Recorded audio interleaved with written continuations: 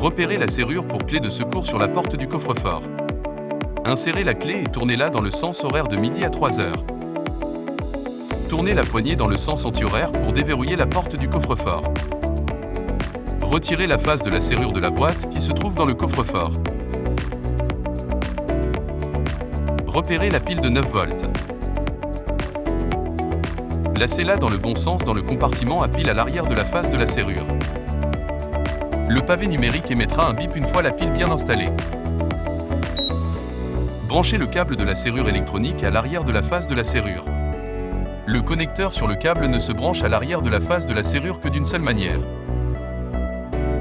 Installez le clavier sur le coffre-fort. Retirez le capuchon en plastique rouge à l'intérieur de la porte du coffre-fort. Appuyez sur le bouton de réinitialisation. Vous entendrez de bip. Le pavé numérique s'allumera afin d'indiquer que vous pouvez entrer votre nouveau code.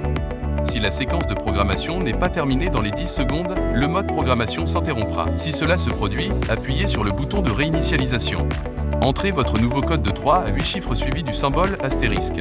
2 bips et 2 clignotements du voyant en vert signifient que l'accès est réussi. 3 bips et 3 clignotements du voyant en jaune signifient que votre code a été refusé. Appuyez sur le bouton de réinitialisation et recommencez. Mettez les clés de côté. Fermez et verrouillez la porte. Entrez votre code de sécurité suivi de la touche dièse. Si le code de sécurité est accepté, le voyant jaune clignotera 2 fois, puis le voyant vert s'allumera. Si le code de sécurité est refusé, le voyant jaune clignotera 3 fois et émettra 3 bips. Si vous avez toujours des questions ou des inquiétudes concernant votre coffre-fort, veuillez contacter notre équipe de service à la clientèle.cs@saproduct.com.